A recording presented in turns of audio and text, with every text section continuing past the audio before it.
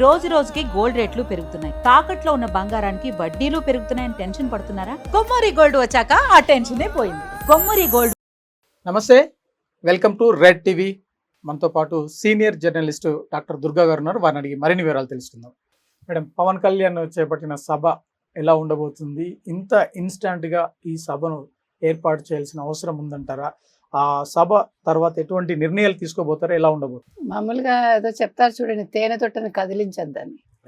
అనవసరంగా తెలంగాణలో ఒక ప్రొఫెసర్ నాగేశ్వర్ అనే ఆయన, తర్వాత ఆయనకి సంబంధించిన కొంతమంది జర్నలిస్టులు, ఇంకా రకరకాల వ్యక్తులు, కొంతమంది సీనియర్ జర్నలిస్టులు ఉన్నారు, నిజమైన జర్నలిస్టులు ఉన్నారు, పెయిడ్ వాళ్ళు ఉన్నారు, రకరకాలుగా అందరూ కూడా. అంటే మాట్లాడటం వేరు, చీప్గా మాట్లాడటం వేరు.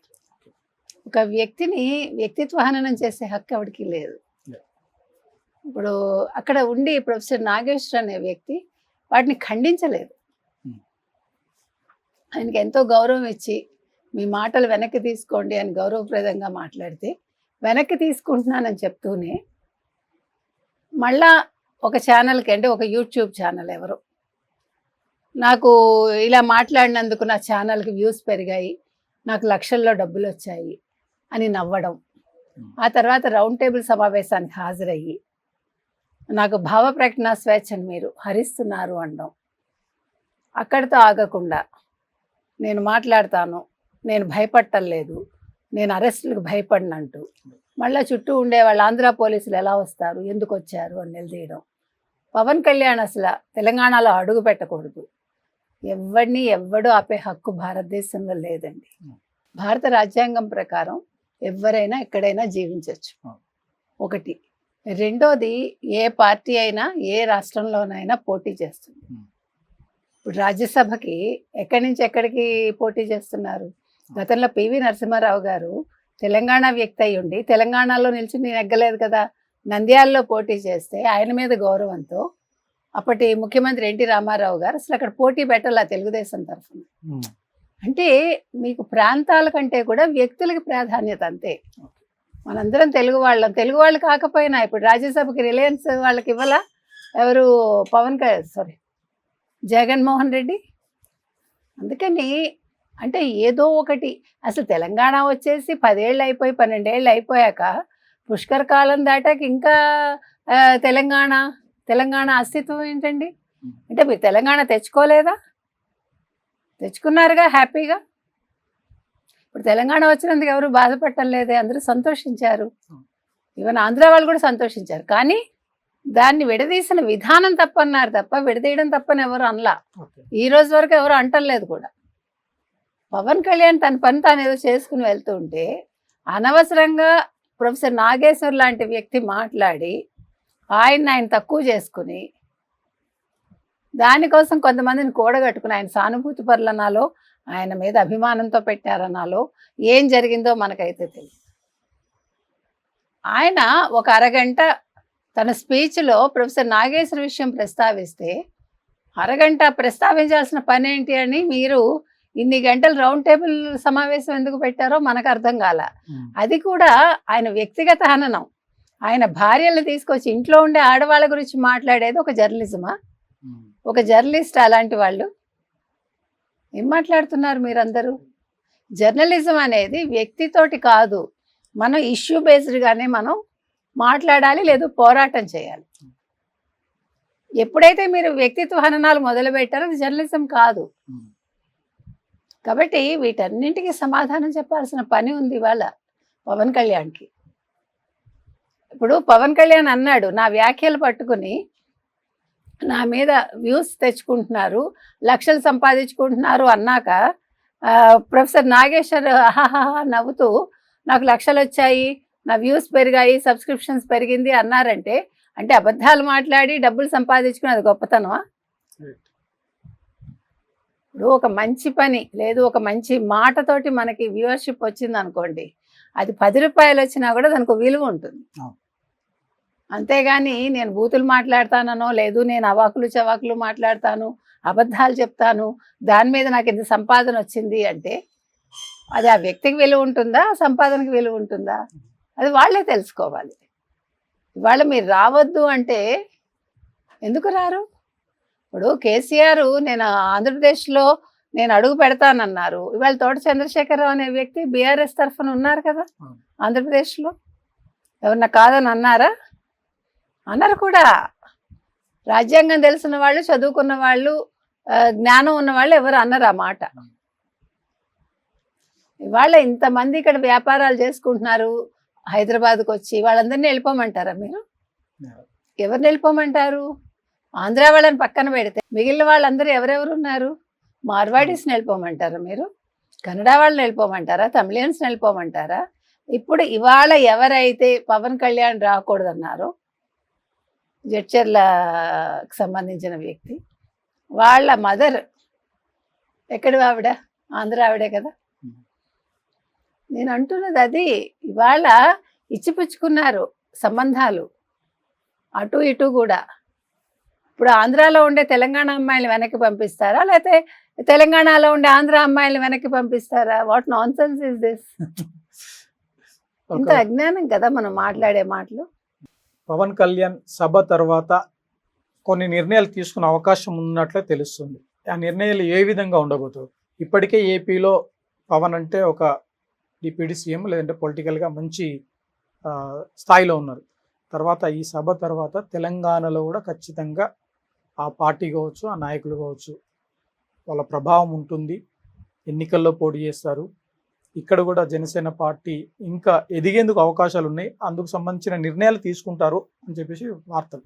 ఖచ్చితంగా. ఎందుకంటేనండి మీకు అసలు ఈ గొడవ ఎందుకు మొదలైందంటే, ఎప్పుడైతే మోదీ గారు వచ్చి పవన్ కళ్యాణ్ ఇంటికి వెళ్ళి ఓ గంట గడిపి, చంద్రబాబు నాయుడు ఇంటికి వెళ్ళి ఓ గంట గడిపి, అది కూడా హైదరాబాద్లో, దాంతో ప్రొఫెసర్ అనే వ్యక్తి బయటకు వచ్చారు, కమెంట్స్ చేశారు. మీరు గుర్తుపెట్టుకోండి. ఆ తర్వాత అంటే ఇప్పుడు ఏంటి, కూటమిగా వీళ్ళు వస్తారు తెలంగాణలో అని తెలిసి అటు వైసీపీ ఇటు బీఆర్ఎస్ ఇద్దరు పన్నిన కుట్రల. ఇప్పుడు బీఆర్ఎస్ ఇక్కడ జిహెచ్ఎంసీ ఎన్నికల్లో నిలవాలనుకుంటోంది. ఇవాళ ఖచ్చితంగా అనౌన్స్మెంట్ ఇస్తారు పవన్ కళ్యాణ్. జనసేన పోటీ చేసి తీరుతుంది నాకు తెలిసి.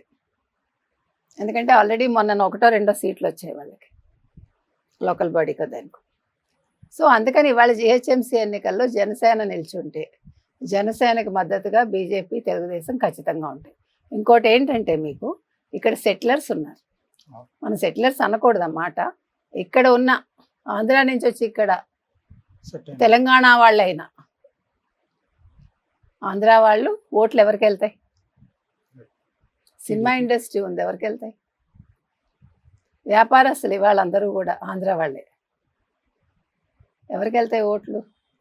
ఆలోచించుకోవాలి మీరు. మీరు ఒక మాట అనే ముందు, ఒక వ్యక్తిని కించపరిచే ముందు మీరు లాజిస్టిక్స్ తెలుసుకోవాలి. మీరు అసలు లోకల్గా ఏం జరుగుతోంది, ఎవరున్నారు, ఏంటి. నిజమైన తెలంగాణ వాళ్ళు ఎవరు కూడా ఎవరిని రావద్దని అనరు. మీరు అడగండి కావాలంటే ఊళ్ళల్లోకి వెళ్ళి సాధారణ ప్రజానీకాన్ని, డ్రైవర్లుగా చేసేవాళ్ళు, ఆటో డ్రైవర్స్ కావచ్చు, లేకపోతే ఇట్లా సాధారణ వ్యక్తులు, సాధారణ పనులు చేసుకునే వాళ్ళని అడిగితే మాకు ఆంధ్ర వాళ్ళు అంటే అభిమానం అనే అంటారు. ఆంధ్ర వాళ్ళు మమ్మల్ని బాగా చూసుకున్నారనే అంటారు. అసలు విడిపోయాక చాలామంది బాధపడ్డారు, మీకు తెలుసో లేదు. ఇప్పుడు విడిపోయాక ఏం కలిసి వచ్చింది నాకైతే అర్థం కాల. ఏం మారింది? ఒక కుటుంబం లక్షల కోట్లు సంపాదించుకుంది అంతే.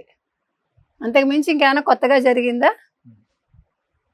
కొత్త రూపాలు సంతరించుకున్నాయనా? ఏమీ లేదు. పేర్లు మారాయి. ఒక కుటుంబం ఒక 10 తరాలకు సరిపడానో 15 తరాలకు సరిపడానో సంపాదించుకుంది. జరిగింది అదొకటే. ప్రాంతీయ విభేదాలు రెచ్చగొట్టారు, మనసుల్లో విషాన్ని నింపారు. అంతకు మించి ఇంకేం జరగల. ఇవాళ వాదిస్తున్న వాళ్ళలో, ఇవాళ ప్రతిదానికి ముందుకు వస్తున్న వాళ్ళల్లో వాళ్ళు సంపాదించుకుని బాగుపడుతున్నారు అనే వాళ్ళు కొంతమంది ఉన్నారు. సరే, ఈ మాట్లాడుతున్న వాళ్ళు ఏం పనులు చేస్తున్నారు మనం ప్రశ్నించామనుకోండి, వాళ్ళకి ఎంత కోపం వస్తుంది. అసలు ఏం చేస్తున్నారు మీరు ఎట్లా, ఇల్లు ఎలా గడుస్తుంది? మీరు ఇలా తిరుగుతూ ఉంటారు, ఇలాగా ఎవరో ఒక విషయంలో ఒక ఇష్యూ లేవనెత్తి మాట్లాడుతూ ఉంటారు. How you are getting money? ఇంత టైం వేస్ట్ చేసుకునే బదులు ఒక బిజినెస్ చేసుకోవచ్చుగా. వాళ్ళెవరో బిజినెస్ చేసుకుని బాగుపడుతున్నారు అనుకునే బదులు మనం ఒకటి మొదలు పెట్టుకుని మనం ఏంటో ప్రూవ్ చేసుకోవాలిగా. నేను అంటున్నది అది. ఎవరి కోసం వీళ్ళ పోరాటాలు? ఎవరో ఒక నాయకుడి కోసం మీ జీవితాలు ఎందుకు బలి చేసుకుంటారు? అల్టిమేట్గా ఏం జరుగుతోంది అనేది. అందుకని ఇవాళ ఎవరైతే మాట్లాడుతున్నారో వీళ్ళలో నిజమైన మేధావులు ఎవరు, నిజమైన జర్నలిస్టులు ఎవరు, ఎవరి కోసం పనిచేస్తున్నారు, ఎందుకు చేస్తున్నారు, ఏం చేయాలనుకుంటున్నారు? ఇవాళ నవనిర్మాణ సభని పెడుతున్నారు. తెలంగాణ ఆవిర్భావ దినోత్సవం రోజునే, అంటే జూన్ 2వ తారీఖున పెడుతున్నారు పవన్ కళ్యాణ్. సో పెద్ద ఎత్తున సమీకరణ జరుగుతుంది, అందరూ వస్తారు.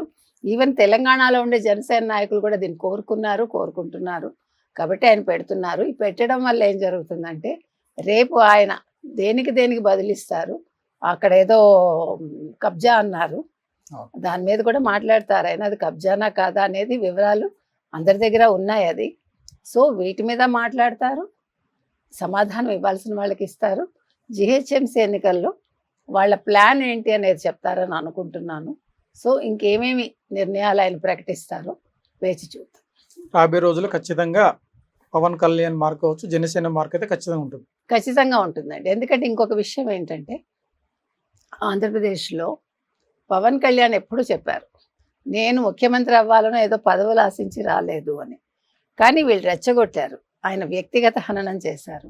ఆయన కుటుంబం గురించి, భార్యల గురించి పదే మాట్లాడాక ఎప్పుడైతే చంద్రబాబు నాయుడుని అరెస్ట్ చేశారో మేము ముందుకెళ్తామని అన్నాడు ఆయన. చంద్రబాబు నాయుడే ముఖ్యమంత్రి అన్నారు. సో ఆ రోజు రెచ్చగొట్టింది వైసీపీ, ఈ రోజు ఇక్కడ రెచ్చగొట్టింది బీఆర్ఎస్ఆ, అయితే మేధావులా, అయితే జర్నలిస్ట్లా, అంటే తెలంగాణ జర్నలిస్ట్లా తెలియదు మనకి. సో అందుకని ఆయన జోలికి వస్తే ఆయన ఊరుకోడు, మామూలుగా పట్టించుకోడు. సో ఇప్పుడు ఆయన కదిపారు కాబట్టి ఆయన ఖచ్చితంగా ఇందాక నేను చెప్పినట్టుగా తేనె తొట్టను కదిలించకూడదు. కదిలిస్తే ఎలా ఉంటుందో చూస్తాం. Thank you.